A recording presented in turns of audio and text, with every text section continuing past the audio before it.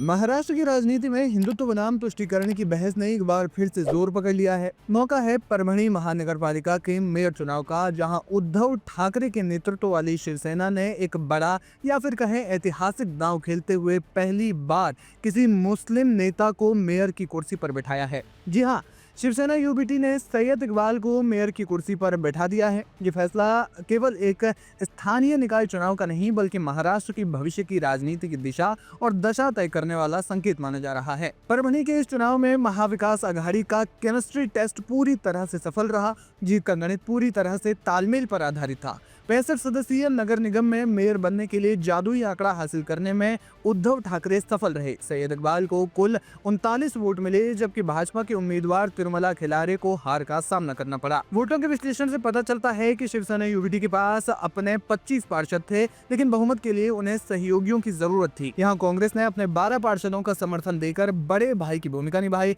और साथ ही एनसीपी शरद पवार गुट के एक और एक निर्दलीय पार्षद के साथ आने से जीत की राह आसान हो गई। ये एकजुटता आगामी विधानसभा और स्थानीय निकाय चुनाव के लिए भाजपा शिंदे गठबंधन के लिए एक खतरे की घंटी है। पारंपरिक रूप से शिवसेना को हिंदूवादी विचारधारा की पार्टी माना जाता है। पार्टी के विभाजन के बाद से भी उद्धव ठाकरे गुट का स्टैंड शुरुआत में वही था, लेकिन अब यहाँ एक बड़ा शिफ्ट देखा जा रहा है।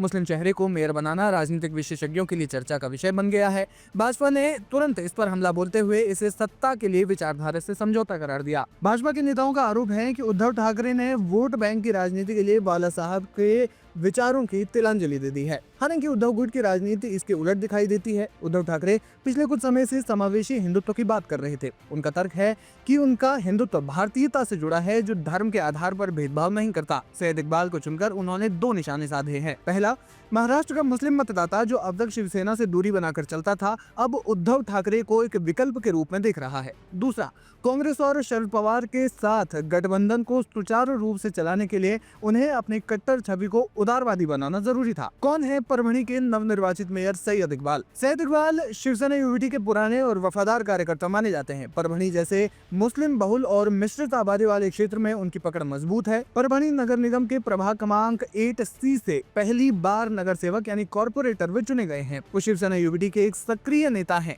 परभणी नगर निगम में शिवसेना यूबीटी के कुल 25 पार्षदों में 13 मुस्लिम पार्षद जीत कर आए थे, जिसके चलते पार्टी ने उन्हें प्रमुख मुस्लिम चेहरे के रूप में पेश किया।